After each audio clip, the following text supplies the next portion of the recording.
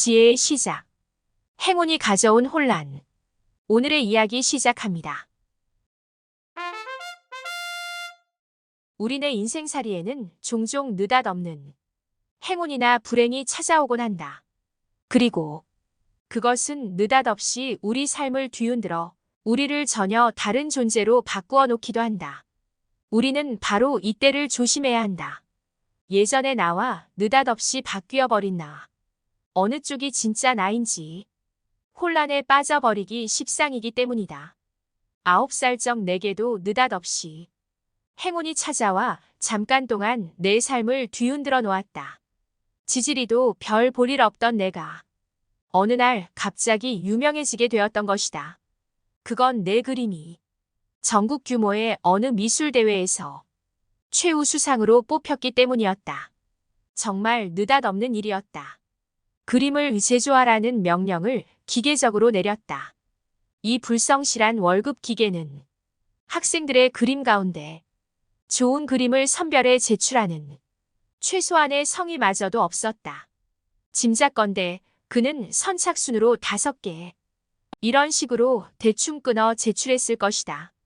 그에게 중요했던 건 오직 개수와 날짜 맞추는 일뿐이었을 테니까. 내가 얘 스승을 너무 혹독하게 평가한다고 생각하시는가?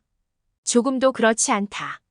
내 그림은 적어도 보통 사람들의 심리 안으로 볼 때 수상은커녕 출품할 만한 가치도 없는 그림이었다.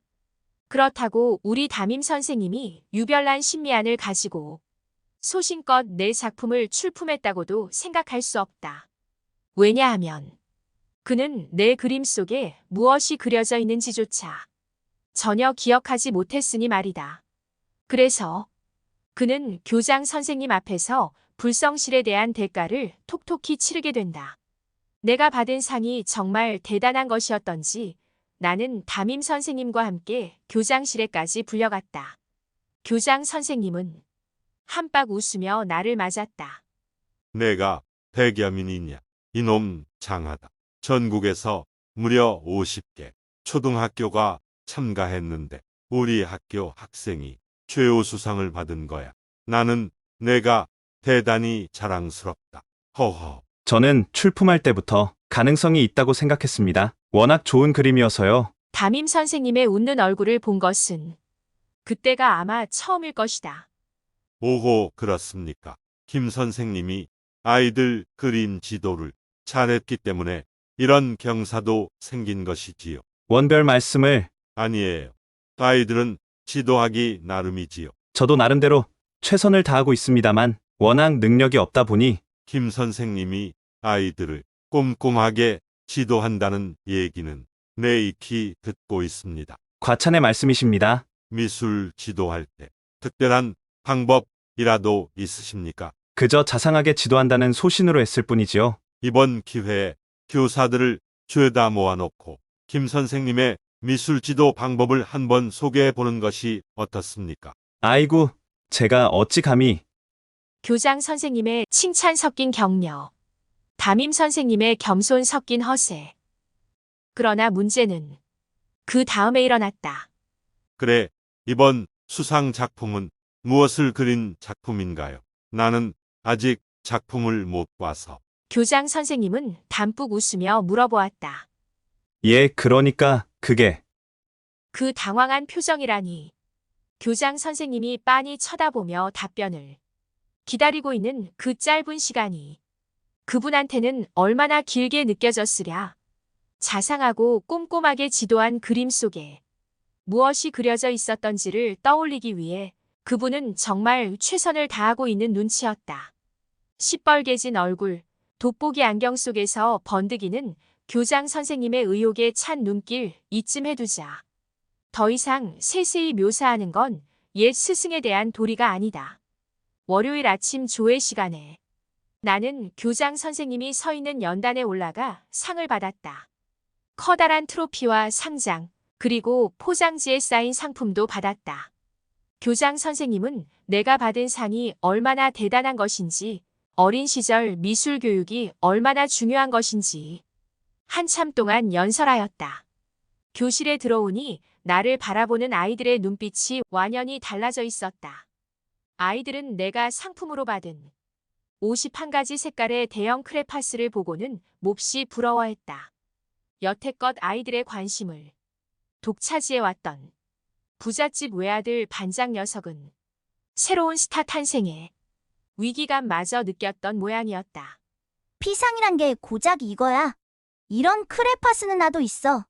이런 찌찌한 질투를 응징해줄 아이는 얼마든지 있었다. 임마, 이게 돈 주고 산 거랑 같냐? 여민이는 교장 선생님, 연단회까지 올라갔단 말야. 연단엔 나도 올라가 봤어. 점심시간 때 말이냐? 크하하 웃음이 터졌고 부잣집 아들의 얼굴은 팍 구겨졌다. 그런 상은 누구나 탈 수 있는 거야. 나도 옛날에, 알아, 옛날엔 우리 집에 금송아지가 12마리도 더 있었어. 몰락한 스타는 입술을 질끈 깨물며 떠나버렸고 아이들은 새로운 스타 둘레에 모여 감탄과 찬사를 아끼지 않았다. 어째서 내게 이런 일이 일어났을까? 나는 느닷없이 찾아온 행운의 원인을 도무지 납득할 수 없어 내 삶 뒤편에 어떤 장난꾸러기가 숨어 있지 않나 싶기도 했다. 이런 생각을 한 까닭은 내 그림 솜씨가 형편없다는 사실을 누구보다 내 자신이 잘 알고 있었기 때문이다. 구태여 원인을 따지자면 혹 미술대회 심사위원 가운데 난삽하고 기괴한 그림만을 좋아하는 괴짜가 한 명 섞여 있었던 게 아닐까? 보통 사람들이 쉽게 동의할 수 없는 신미안을 가진 그런 괴짜 말이다. 시상식이 끝난 며칠쯤 뒤에 나는 다시 교장실로 불려갔다. 교장 선생님은 내 수상 작품을 아주 찬찬히 들여다보고 있었다. 그분은 한참 만에 놀랍다는 표정으로 나를 바라보았다. 이 그림을 정말 내가 그렸니? 네, 정말 잘 그렸는데 말이다. 교장 선생님은 눈썹을 약간 찡그렸다. 여기 태운 호떡 같은 검정색 덩어리는 뭐냐? 아, 그건 우리 집이에요. 그렇구나. 그럼 그 옆에 있는 건 된장 항아리인 모양이지. 아니에요. 그건 우리 어머니예요. 그럼 여기 번데기처럼 생긴 건 뭐지? 제 동생 여운이에요. 여기 파리똥같이 덕지덕지 엉켜 있는 것들은 그건요. 우리 이웃집들이에요. 다닥다닥 붙어 있거든요. 나는 자랑스럽게 웃었다. 교장 선생님은 큼큼 헛기침을 했다. 너는 상상력이 아주 좋구나. 그것도 중요한 일이지. 예, 그런데 너희 집을 그렸다면서 어째서 그림 제목을 꿈을 따는 아이라고 붙였니? 제목이 아주 근사한 걸. 나는 어리둥절했다. 나는 여운이가 밥 먹으러 안 오고 꿈을 대는 모습을 그려놓고 제목도 꿈을 대는 아이라고 붙였는데 내 형편없는 맞춤법이 그만 제목을 근사하게 바꾸어 놓았던 것이다. 내가 이 사실을 실토하자 교장 선생님은 쩝쩝 입맛을 다셨다. 그래, 이제 그만 가보렴. 나는 너한테 그걸 물어보고 싶었던 거야. 교장 선생님은 내 담임 선생님의 자상하고 꼼꼼한 미술 지도를 또 한 번 의심했을 게 틀림없다. 잔잔한 호수에 돌멩이를 던지면 파장은 동심원을 그리며 꽤 오래 멀리까지 퍼져나가다 사그라지기 마련이다. 내 평범한 생활에 느닷없이 던져진 행운의 파장 또한 꽤 오래 멀리까지 퍼졌다. 우리 반 아이들은 누구나 나와 사귀고 싶어 했고 전혀 모르는 다른 반 아이들마저 저기 저 아이 말이야. 지난번 미술 대회에서 최우수상을 받은 아이야. 하고 수군거렸다. 선생님들도 나를 보면 한 번씩 머리를 쓰다듬어주고 지나갔다. 모든 것이 갑자기 변했다. 마치 내 몸이 신비롭게 빛나는 듯한 느낌이었고 그 신비로운 빛 때문에 나는 예전의 평범한 소년으로는 도저히 되돌아갈 수 없으리란 생각마저 들곤 했다. 하지만 싫지는 않았다.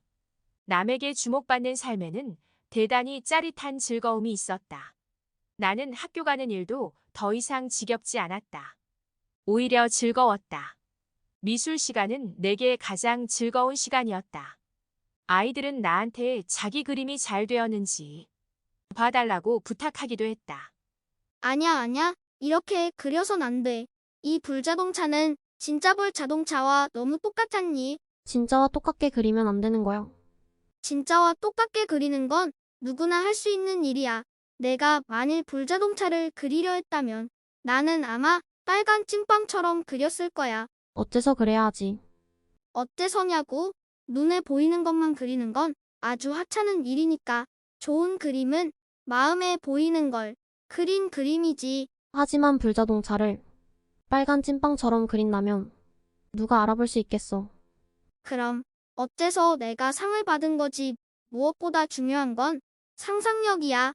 교장 선생님도 그렇게 말씀하셨어. 아무리 의심이 많은 아이여도 내가 받은 상의 권위 앞에서는 쉽사리 무너지고 만다. 좀 극성스러운 부잣집 학부모들은 종종 나를 집에 초대하기도 했다.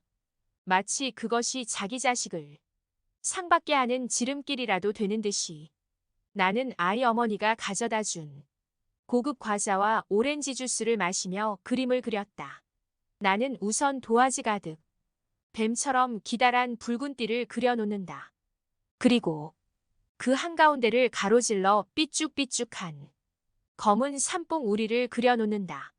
이 대범한 화법에 아이의 어머니는 눈이 휘둥그레진다. 이게 뭐지? 이건 슬피 우는 아이를 그린 거예요. 그래, 내 눈에는 붉은 허리띠처럼 보이는데. 나는 하 웃는다. 이 붉은 띠는 강물이에요. 너무 슬퍼서 아이의 눈물은 강이 되었어요. 그럼 이 삐쭉삐쭉한 톱날은 뭐냐? 그 아이의 마음은 이렇게 심한 상처를 받은 거예요. 어쩜 내 상상력은 정말 놀랍구나. 아이 어머니의 부러움 섞인 감탄. 만지기만 하면 황금이 되는 미다스 대왕의 손처럼 내 손이 그리는 모든 그림은 뛰어난 예술 작품이 되었다. 주위 사람들이 내게 보이는 찬사와 감탄에 힘입어 나는 나의 예술적 재능과 탁월한 상상력을 추호도 의심치 않았다. 하지만 내가 꼭 말로 설명해 주어야만 사람들은 내가 무엇을 그렸는지 비로소 이해하곤 했는데 그건 매우 성가신 일이었다. 기종이는 나를 이상한 태도로 대했다. 그 아이는 나를 슬금슬금 피하려 들었고 때로는 우울한 눈길로 바라보기도 했다. 학교를 마치고 돌아오는 길에 나는 기종이한테 물어보았다. 너 왜 나를 그렇게 쳐다보니? 기종이는 한숨을 쉬었다. 너는 옛날에 내가 알고 있던 그 아이가 아니야. 그럼 내가 누구라는 거야? 모르겠어. 기종이가 모르는 일도 다 있다니. 정말 뜻밖이었다. 기종이는 침울했다. 나는 너를 잃어버린 느낌이야. 어째서? 너는 그 상을 받으려고 다른 나라로 가버린 것 같아요. 내가 가긴 어딜 가? 너는 얼마 전까지만 해도 나와 똑같은 산동네 아이였어. 산동네 아이들은 산동네 아이들 눈에만 띄게 되어 있어. 나를 보렴.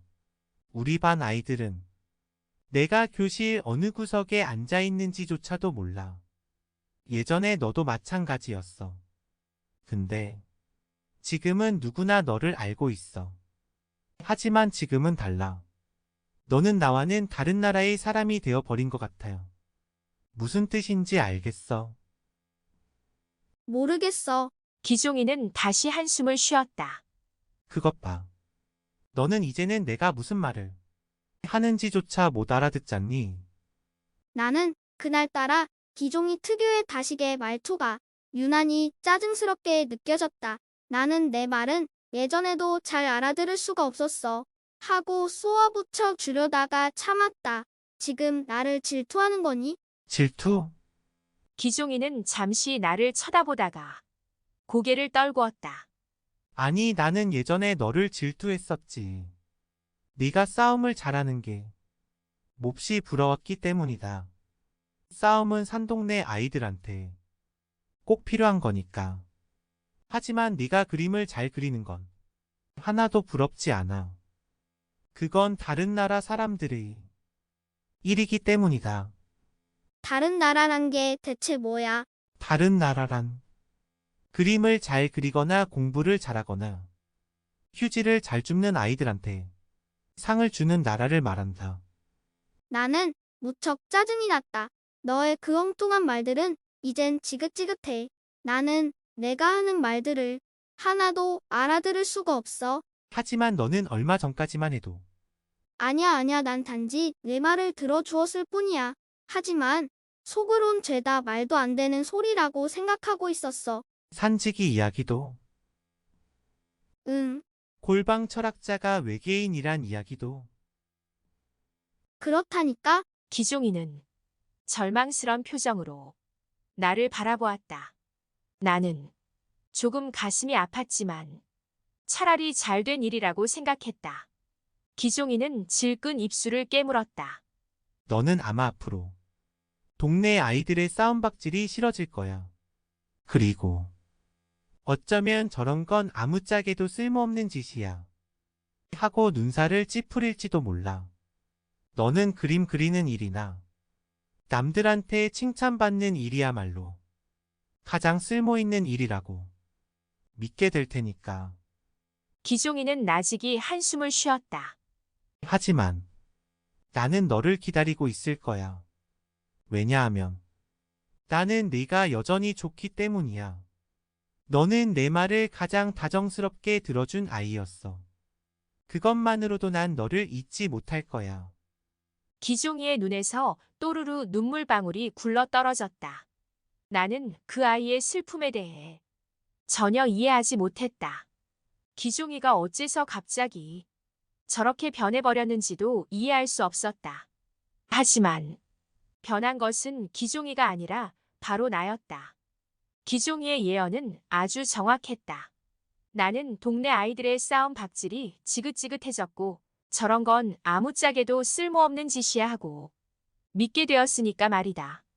대신에 나는 칭찬을 받기 위해 정말 열심히 그림을 그렸다.